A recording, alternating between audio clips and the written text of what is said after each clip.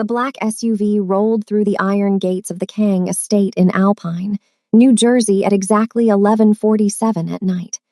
The mansion stood tall against the dark sky, its windows glowing with warm golden light.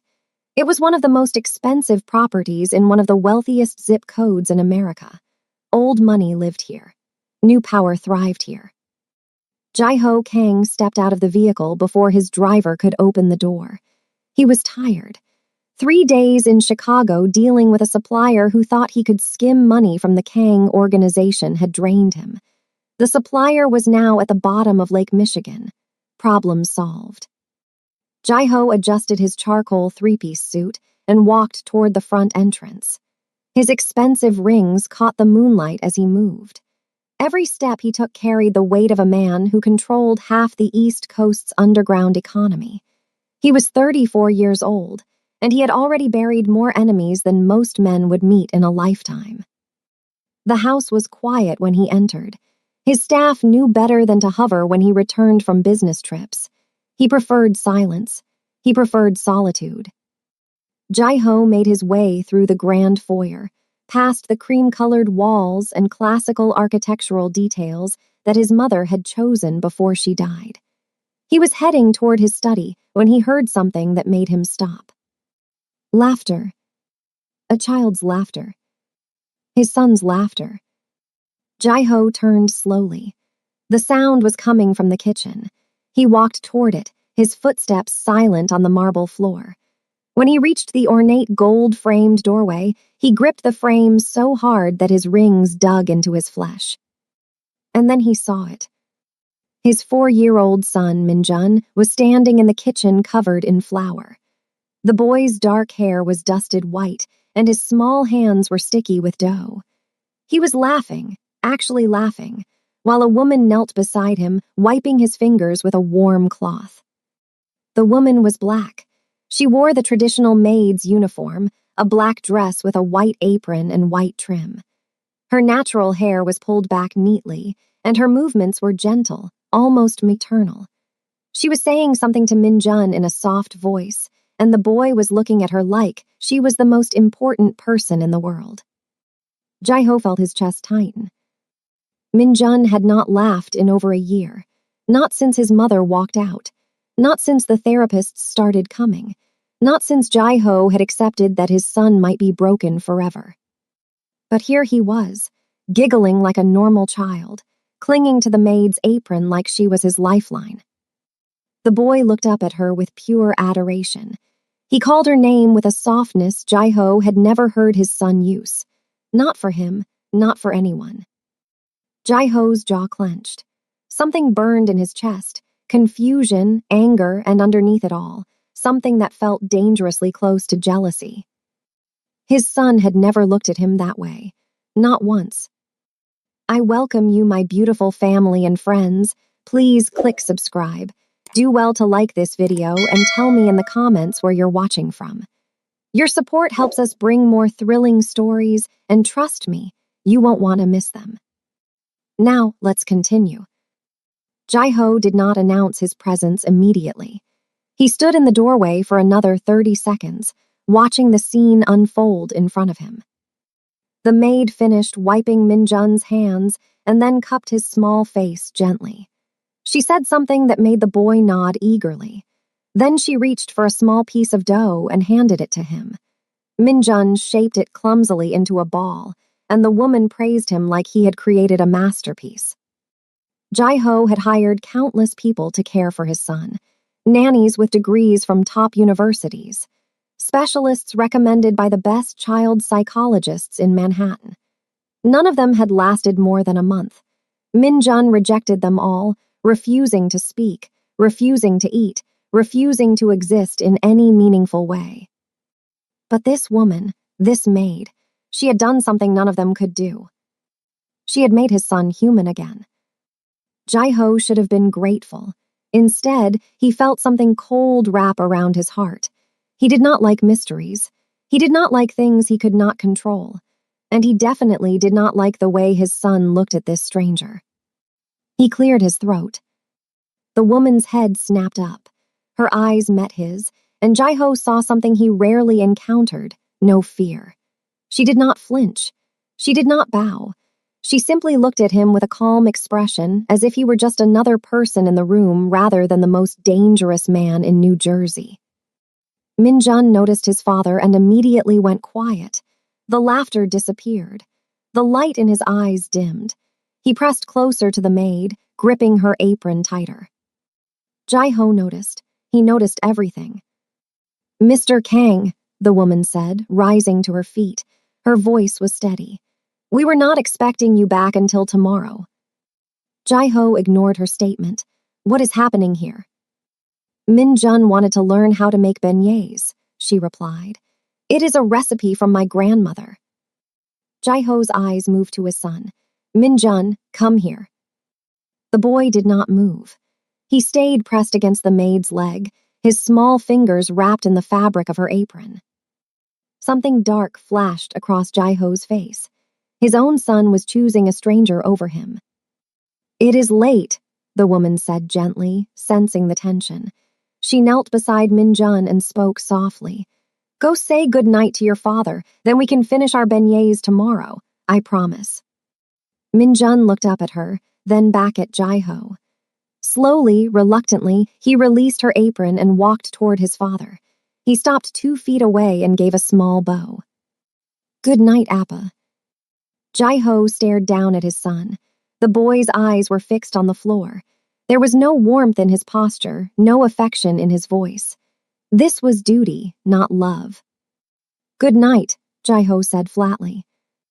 Min-jun turned and ran back to the maid. He hugged her leg once more before she gently guided him toward the doorway.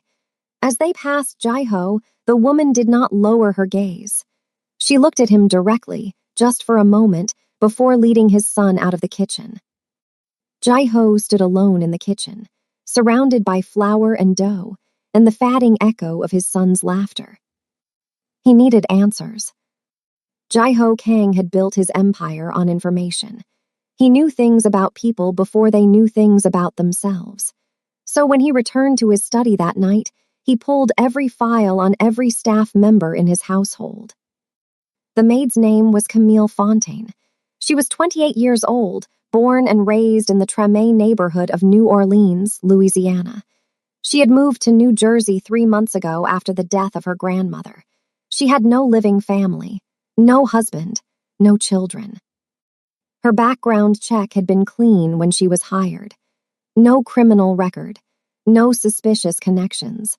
Just a woman with a degree in early childhood education who had never gotten to use it because life kept knocking her down.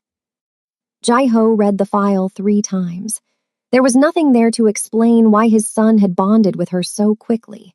Nothing to explain the laughter, the affection, the trust. He closed the file and poured himself a glass of whiskey. He stood at the window overlooking the garden, watching the darkness outside. 18 months ago, his wife Yuna had walked out. She left in the middle of the night without warning. She took jewelry, cash, and her passport. She did not take Min-jun. Her note was short. "I never wanted to be a mother. I cannot pretend anymore." Jai-ho had not been surprised. Yuna had always been cold, more interested in status than family. Their marriage was arranged by their fathers to unite 2 powerful families. Love was never part of the equation. But Min-jun had been devastated. At 3 years old, he did not understand why his mother left. He only understood that she was gone. He stopped speaking. He stopped eating normally. He started having nightmares that left him screaming in the dark. Jai-ho tried everything. He hired the best doctors, the best therapists, the best childcare specialists money could buy. Nothing worked. His son remained locked inside himself, a ghost of the happy toddler he used to be. And then Camille Fontaine arrived 3 months ago, and everything changed. Jai-ho finished his whiskey and set the glass down. He did not trust her. He did not trust anyone, but he also could not deny the evidence in front of his eyes. His son was healing, and this woman was the reason. The next morning, Jai-ho summoned his house manager, Mrs. Park, to his study. She was a thin Korean woman in her 60s who had worked for the Kang family for over 30 years. She knew when to speak and when to stay silent. Today, Jai-ho wanted her to speak. "Tell me everything about Camille Fontaine," he said, sitting behind his desk. "I want to know every interaction she has had with my son." Mrs. Park folded her hands in front of her. "Sir, Miss Fontaine has been exceptional.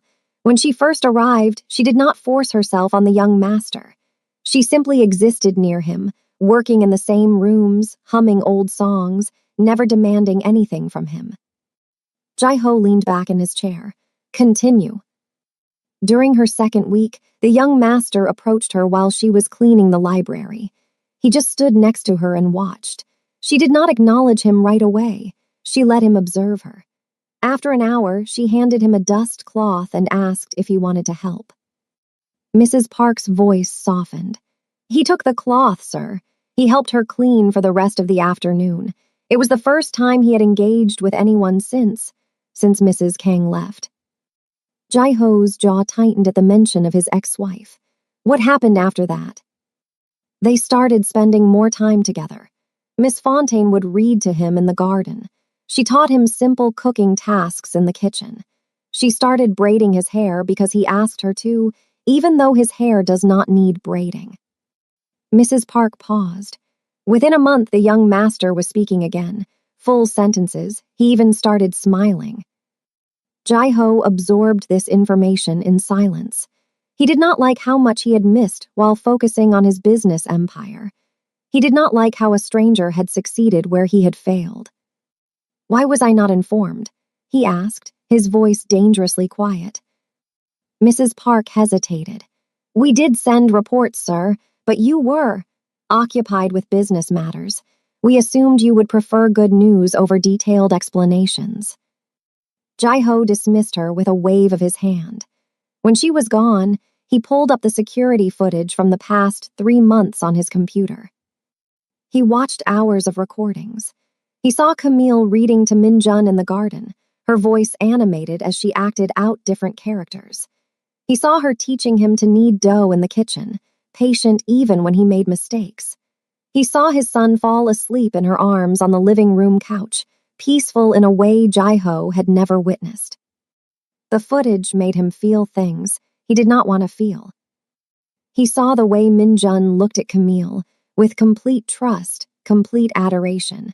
The boy sought her out the moment he woke up. He cried when she left for the night. He asked about her constantly, according to Mrs. Park's notes. Jai-ho realized with a cold clarity that his son loved this woman more than he loved his own father. And he did not know how to handle that. That evening, Jai-ho made a decision. He would confront Camille directly. He would remind her of her place in this household. He would establish boundaries that should never have been crossed. He found her in the hallway outside Min-jun's bedroom. She had just finished putting the boy to sleep. When she saw Jai-ho, she stopped and waited. "Miss Fontaine," Jai-ho said, blocking her path. "We need to talk." Camille clasped her hands in front of her. "Of course, Mr. Kang. What can I do for you?" Jai-ho stepped closer, using his height and presence to intimidate her. It was a tactic that worked on everyone, business rivals, enemies, even his own men. People crumbled under his cold stare. Camille did not crumble. She held her ground. "You have overstepped your boundaries," Jai-ho said, his voice like ice. "You are the help, you clean, you organize. You do not bond with my son like you are his mother." Camille's expression did not change. "I have never claimed to be his mother." "But you act like one. You read to him, you cook with him, you let him sleep in your arms." "I do my job, Mr. Kang. Part of that job includes caring for a child who needs care." Jai-ho's eyes narrowed. "You are replaceable. I can have you removed from this house within the hour." For the first time, something flickered in Camille's eyes. But it was not fear. It was defiance. "Then remove me," she said quietly. "But before you do, ask yourself something. When was the last time your son laughed before I came here? When was the last time he spoke in full sentences? When was the last time he fell asleep peacefully without screaming from nightmares? Jai-ho did not answer. He could not. Camille took a step forward, closing the distance between them. She looked up at him without flinching. Your son needed someone to see him. I saw him. If that is a crime in this house, then fire me. But do not pretend that what I have done is wrong. She stepped around him and walked down the hallway. Her footsteps were steady, unhurried. She did not look back. Jai-ho stood frozen in place. No one had ever spoken to him like that. No one had ever challenged him so directly and walked away unscathed. He should have been furious. He should have called security and had her removed immediately. Instead, he watched her disappear around the corner, and he felt something he had not felt in years. Respect. Jai-ho did not sleep that night. He sat in his study, turning Camille's words over in his mind. She had challenged him in a way no one else dared. She had exposed a truth he did not want to face. He was failing his son. By morning, Jai-ho had made another decision.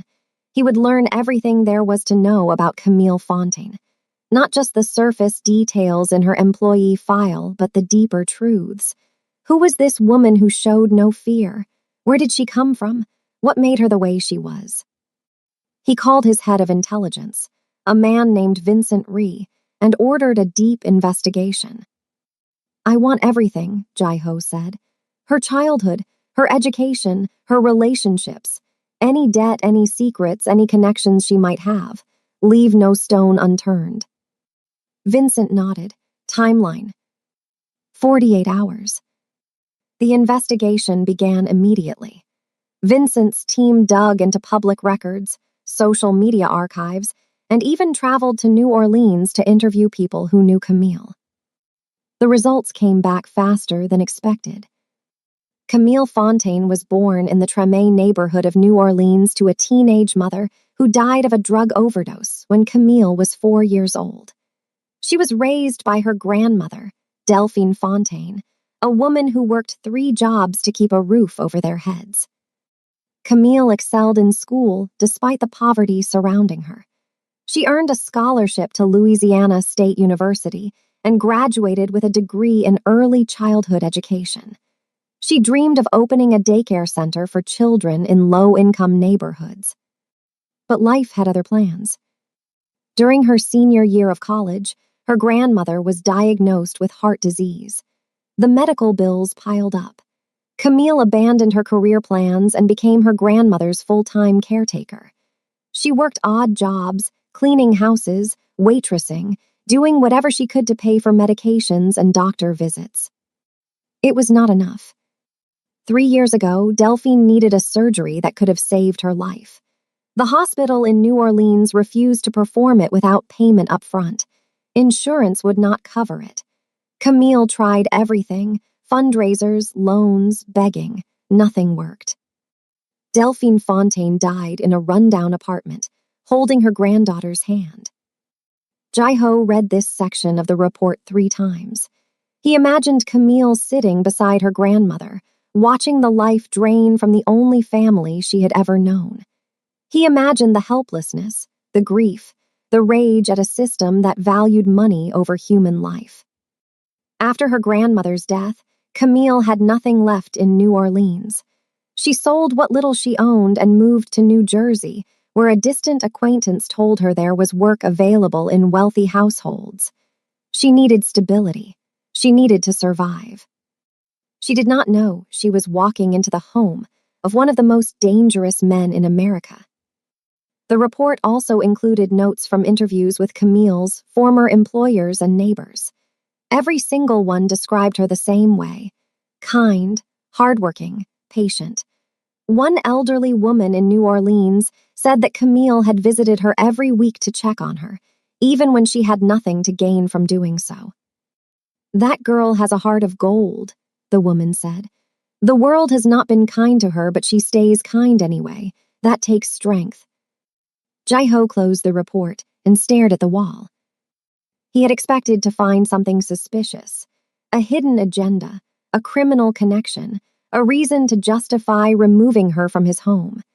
Instead, he found a woman who had suffered tremendous loss and still chose to show love to a broken little boy.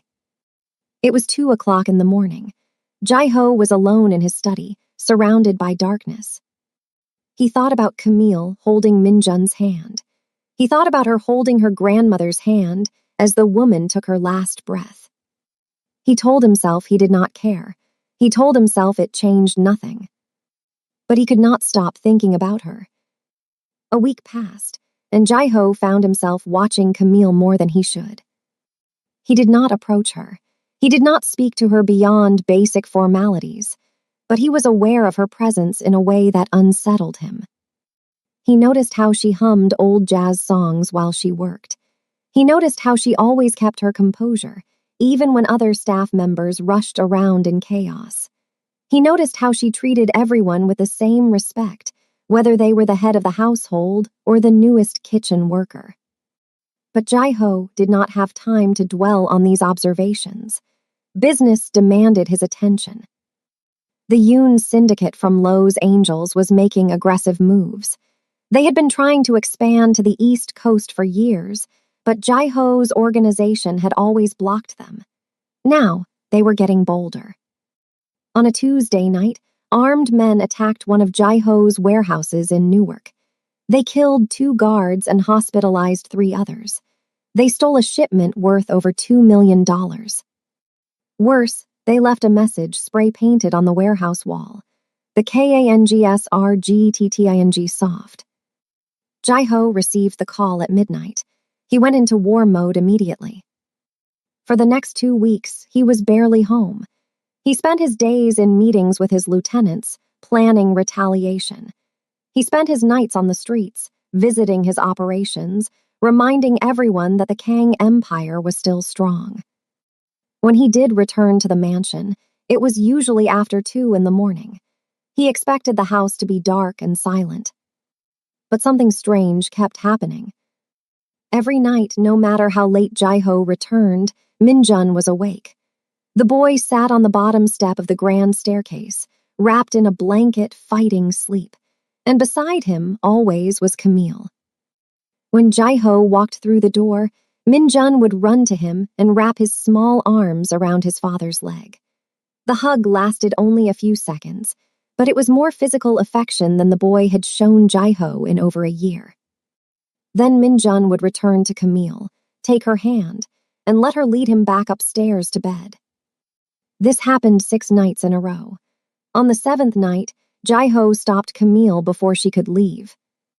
"Why do you do this?" he asked, his voice low. Camille turned to face him. Her eyes were tired. Of course they were. She had been staying up until the early hours of the morning every night, but her gaze was steady. "Do what, Mr. Kang?" "Keep him awake to see me. Make sure he is here when I come home." Camille was quiet for a moment. Then she said, "A boy should know his father comes home. Even if his father does not know how to show love, the boy should still feel safe." Jai-ho stared at her. He wanted to say something, to defend himself, to explain that he did love his son, that he just did not know how to express it. But the words would not come. Camille turned and walked up the stairs, her footsteps soft in the quiet house. Jai-ho stood alone in the foyer, her words echoing in his head. Even if his father does not know how to show love. Was that how she saw him? Cold and distant, unable to love his own child. The worst part was that she might be right. The war with the Yoon syndicate continued, but Jai-ho found his thoughts drifting more and more to the woman in his house. He started finding reasons to be home earlier. He told himself it was to spend time with Minjun, and that was partially true. But he also wanted to see Camille. He wanted to watch her interact with his son. He wanted to hear her voice, her laughter, her gentle corrections when Minjun misbehaved. He wanted to understand how she had become such an important part of his household in such a short time. One evening, Jai-ho came home at 8 o'clock instead of his usual 2 in the morning. The house was still alive, lights on, sounds of activity from the kitchen. He followed the sounds and found Camille and Minjun making dinner together. They were preparing jambalaya, another recipe from Camille's grandmother. Minjun was stirring a pot with intense concentration while Camille supervised, offering encouragement. Jaiho leaned against the doorframe and watched. Minjun did not notice him, too focused on his task. "Good job, little man," Camille said, ruffling his hair. "Your grandma Delphine would be proud." Minjun beamed. "Can Appa eat with us tonight?" Camille glanced toward the doorway and saw Jaiho standing there. For a moment, their eyes met. Something passed between them, an understanding, a silent negotiation. "I think that is up to your father," Camille said carefully. Minjun turned and spotted Jaiho.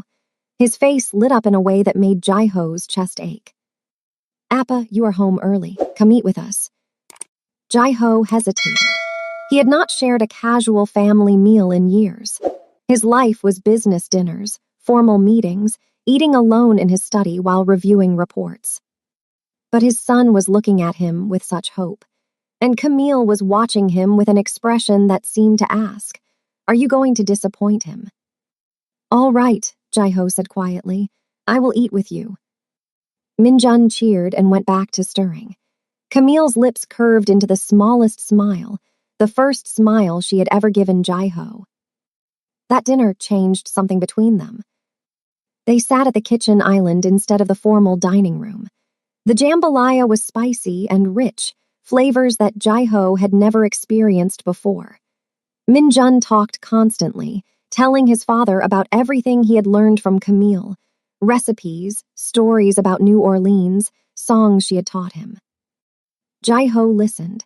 He actually listened, without checking his phone, without thinking about business. He watched his son come alive, and he felt something warm bloom in his chest. After dinner, Minjun insisted that Camille teach Jaiho the second line dance. She laughed and tried to refuse, but the boy would not take no for an answer. So there they were, in the kitchen of a Mafia mansion in Alpine, New Jersey. A Korean crime boss, a black maid, and a little boy, doing a clumsy version of a New Orleans dance while Minjun clapped and cheered. Jaiho could not remember the last time he had laughed, but that night he laughed. The shift continued over the following weeks. Jaiho started coming home earlier more often. He joined Camille and Minjun for dinner 3 or 4 times a week. He learned about her grandmother, her childhood in Tremé, her dreams of opening a daycare center. In return, he told her things he had never told anyone. He told her about his mother, who died when he was 19, who used to sing Korean lullabies to him when he was a child. He told her about the pressure of inheriting his father's empire, the loneliness of being feared by everyone around him.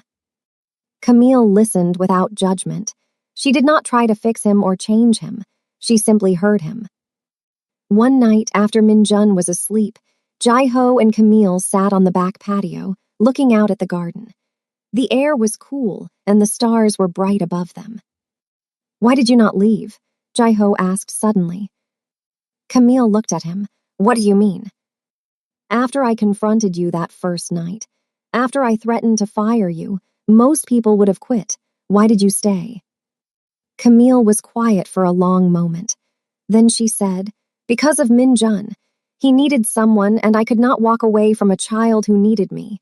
I know what it feels like to be alone, to have no one. I could not do that to him." Jaiho absorbed her words. Then he asked more quietly, "Was it only for Minjun? Is that the only reason you stayed?" Camille met his eyes. The air between them felt charged, heavy with unspoken things. "At first," she admitted, "but not anymore." Jaiho reached over and took her hand. It was impulsive, unplanned, completely unlike him. But when her fingers intertwined with his, it felt right.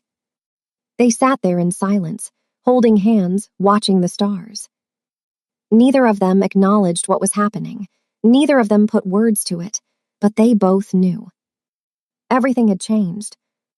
Jaiho's right-hand man was named Dorian Cho. He had been with Jaiho for 12 years, since they were both young men proving themselves in the organization. Jaiho trusted him with his life, his secrets, his son's safety. But Dorian harbored resentment that had been growing for years. He had been passed over for promotions. He had watched Jaiho take credit for operations Dorian had planned. He had stood in the shadows while Jaiho lived in the spotlight. The money was good, but money was not enough. Dorian wanted power. Dorian wanted respect. And he had found allies willing to give him both. For 6 months, Dorian had been secretly feeding information to the Yoon syndicate. He told them about shipments, about security weaknesses, about Jaiho's movements. The warehouse attack in Newark, Dorian had provided the blueprints. Now, Dorian saw an opportunity for something even bigger. He had been watching Jaiho closely.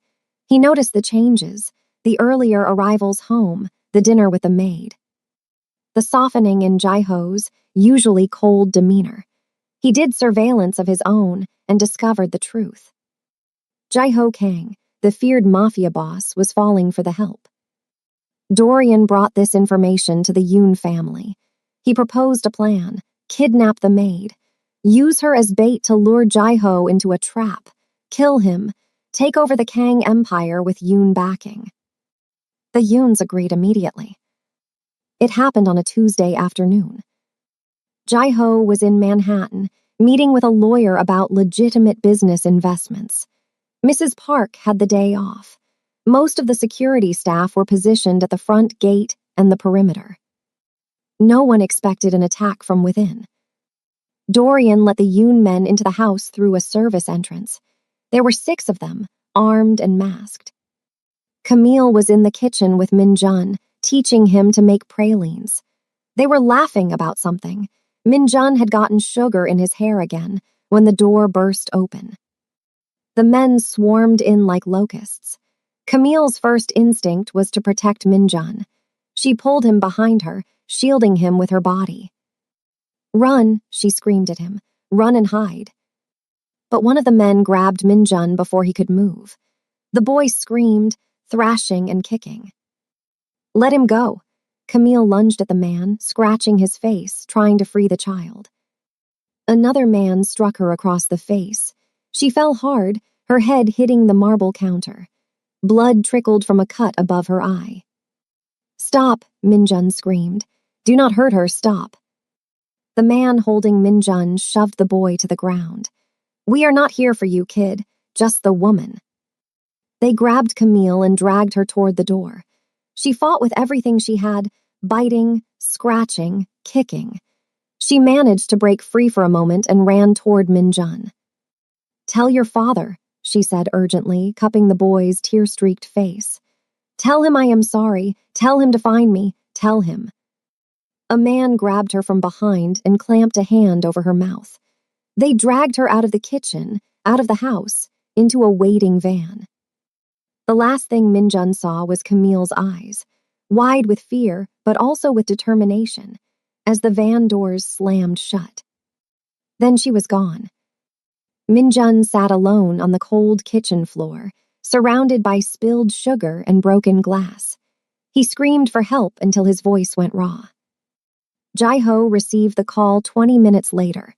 He was in the middle of signing documents when his phone rang. It was the head of his household security, his voice trembling. "Sir, there has been an incident." Jaiho's blood went cold. "Minjun." "He is safe, sir, shaken but unharmed, but Miss Fontaine." Jaiho did not hear the rest. He was already running. He made the drive from Manhattan to Alpine in record time, ignoring every traffic law, nearly causing 3 accidents. When he burst through the front door of the mansion, he found Minjun wrapped in a blanket on the couch, being watched by 2 terrified maids. The boy looked up and saw his father, his face crumpled. "Appa." Jaiho crossed the room in 3 strides and pulled his son into his arms. Minjun sobbed against his chest, his small body shaking. "They took her," the boy cried. "They took Camille. I tried to stop them. I tried, but they were too big. I tried, Appa, I tried." Jaiho held his son tighter. His heart was pounding so hard he could feel it in his temples. "What did she say?" he asked, his voice rough. Did she say anything before they took her? Min-jun looked up at him with tear-filled eyes. She said to tell you she is sorry. She said, tell him to find me. Jai-ho closed his eyes. When he opened them again, they were filled with something dangerous. Rage. Pure, unfiltered rage. He stood up and called his men together. Within an hour, the Kang organization mobilized for war. Teams flooded the streets of Newark, Jersey City, and Hoboken. Jai-ho put a bounty on information, $1 million for anyone who could tell him where Camille was being held. He interrogated every contact, every informant, every person who might know something. By midnight, he had a name. Dorian Cho. Jai-ho found Dorian hiding in a rundown motel in Elizabeth, New Jersey. His former right-hand man was packing a bag, preparing to flee the country. Jai-ho kicked down the door himself. He did not bring backup. He wanted to handle this personally. Dorian spun around, gun in hand, but Jai-ho was faster. He disarmed Dorian with a brutal twist that broke 2 fingers, then slammed him against the wall. Where is she? Jai-ho growled.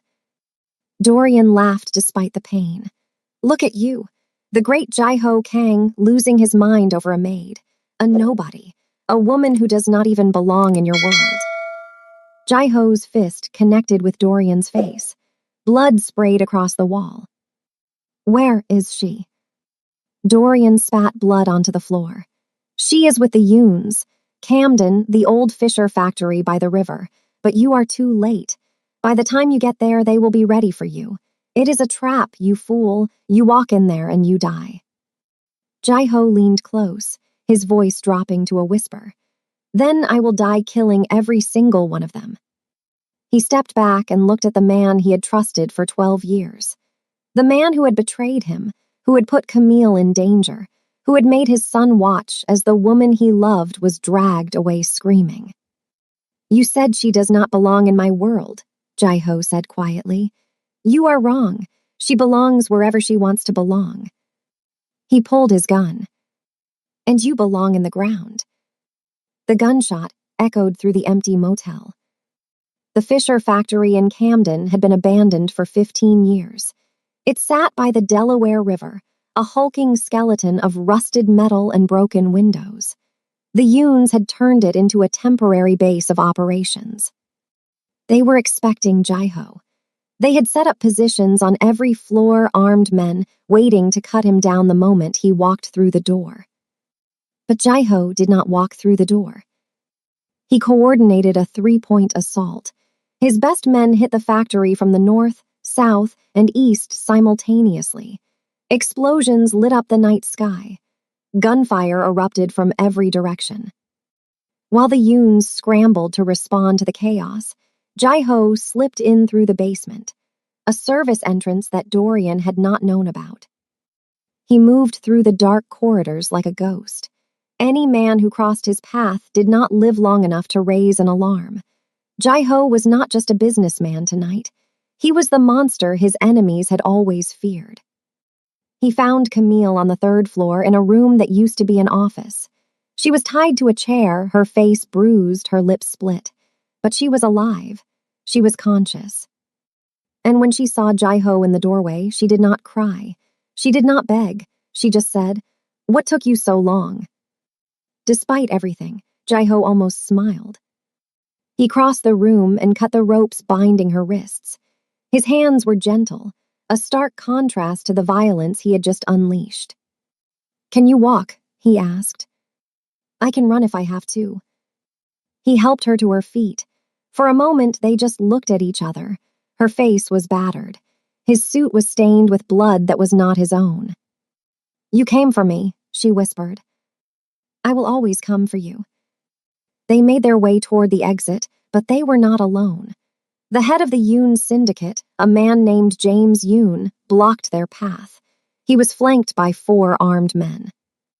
"Jai-ho Kang," Yoon said, his voice dripping with contempt. "I expected more from you, all this destruction over a maid." Jai-ho positioned himself in front of Camille, shielding her. She is more than you will ever understand." Yoon laughed. How touching, kill him. The men raised their weapons. Jai-ho moved faster than should have been possible. He disarmed the first man and used him as a shield against the second. The third and fourth fell to Jai-ho's precise shots before they could react. That left Yoon alone. The syndicate head reached for his gun, but Jai-ho was already on him. He slammed Yoon against the wall, his forearm pressed against the man's throat. "You touched something that belongs to me," Jai-ho said, his voice deadly calm. "You made a child watch as your men took the woman he loves. You thought you could use her against me." Yoon gasped for air. "We can make a deal. Money, territory, whatever you want." Jai-ho shook his head. "You have nothing I want." He finished it quickly, mercifully, more mercy than Yoon deserved. Then he took Camille's hand and led her out of the factory. In the car on the way back to Alpine, Camille sat in the passenger seat, staring out the window. Her hands were shaking. The adrenaline was fatting and reality was setting in. Jai-ho reached over and took her hand. It was the same thing he had done that night on the patio under the stars, but now it meant something more. "I thought I was going to die," Camille said quietly. "I thought I would never see Min-jun again. Never see." She trailed off, but Jai-ho understood. "I would have burned the world down to find you," he said. "I would have destroyed everything, my empire, my reputation, my life. Nothing matters if you are not safe." Camille finally looked at him. Tears were streaming down her face. "Why?" she asked. "I am just a maid. I am nobody in your world." Jai-ho pulled the car over to the side of the road. He turned to face her, taking both her hands in his. "You are not nobody," he said firmly. "You saved my son. You showed him what love looks like. You showed me what love looks like. I have spent my entire life building an empire of fear, and you walked in and made me feel something I thought I was incapable of feeling." He lifted one hand and gently wiped the tears from her cheek. "I love you, Camille. I do not know when it happened or how, but I love you. And if you will let me, I will spend the rest of my life proving it." Camille's breath caught. For a long moment, she did not speak. Then she leaned forward and kissed him. It was soft and tentative at first, then deeper, more urgent, a release of all the fear and tension and unspoken longing that had been building between them. When they finally pulled apart, Camille rested her forehead against his. "Take me home," she whispered. "Take me back to our son." Jai-ho started the car and drove into the night.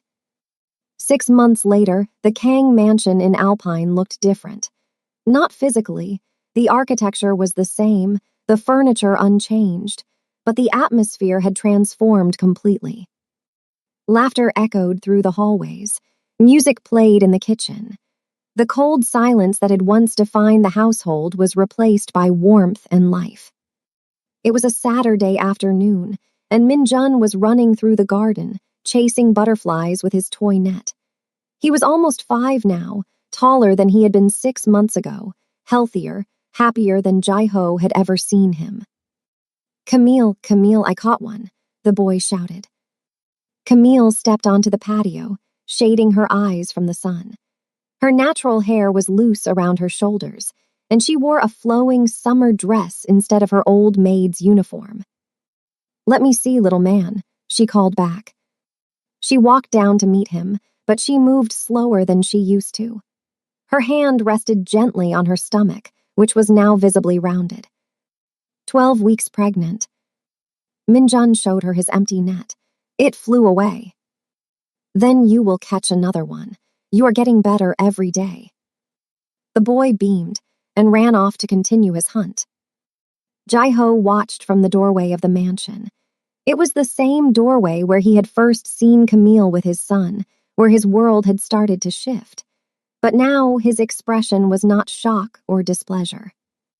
It was peace, it was joy, it was love. He walked across the lawn to join Camille on the patio. When he reached her, he wrapped his arms around her from behind, resting his hands gently on her belly. "How are you feeling?" he asked, pressing a kiss to her temple.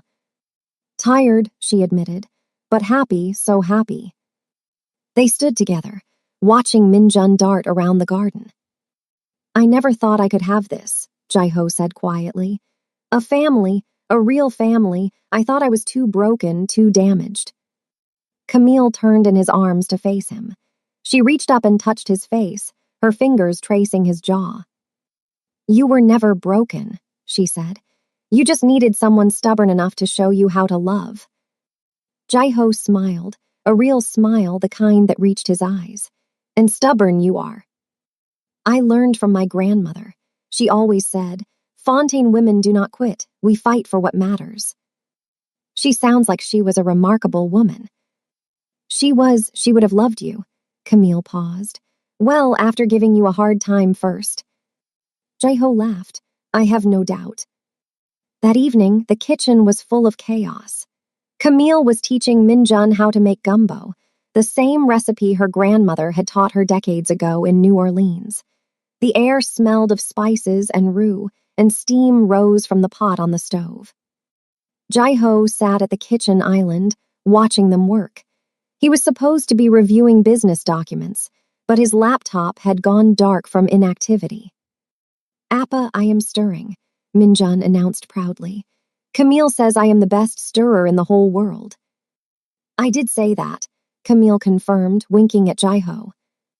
Then it must be true, Jai-ho said solemnly. Camille does not lie. Minjun puffed up with pride and focused on his task with renewed determination. Later, after dinner, the three of them sat on the living room floor, playing a board game that Minjun had chosen. The fire crackled in the fireplace. Outside, snow was beginning to fall. Jai-ho looked at Camille across the game board. She was explaining the rules to Minjun for the third time, patient as always. The firelight caught the highlights in her hair. She was so beautiful it made his chest ache. She glanced up and caught him staring. What? Nothing, he said. I love you. Camille's face softened. I love you too. And I love both of you, Minjun announced, throwing his arms around both of them. They collapsed into a group hug, laughing, the game forgotten.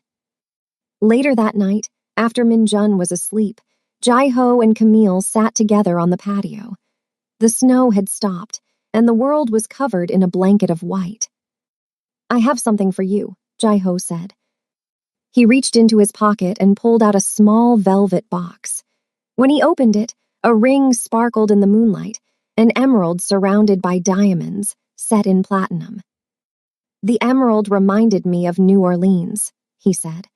Of where you come from, of the woman who raised you to be so strong and kind. I want you to carry a piece of home with you always. Camille stared at the ring, tears welling in her eyes. Jai-ho, I know I have a dark past, he said. I know my life is complicated and dangerous, but I am trying to change. I am stepping back from the more violent parts of the business. I want to build something legitimate, something I can pass down to our children without shame. He took her hand. Camille Fontaine, you walked into my home as a maid and became the queen of everything I am. You saved my son. You saved me. I do not deserve you, but I will spend every day trying to be worthy of your love. He slipped the ring onto her finger. Will you marry me? Camille looked at the ring, then at Jai-ho, then back at the ring. The tears spilled over, streaming down her cheeks. Yes, she whispered. Yes, I will marry you. Jai-ho pulled her into his arms and kissed her deeply. Around them, the snow began to fall again, gentle and soft. 1 year later, they were married in a private ceremony in the mansion's garden. Minjun served as the ring bearer, beaming proudly. Camille wore a white gown that flowed like water, and she carried a bouquet of magnolias shipped in from Louisiana. Jai-ho's vows were simple.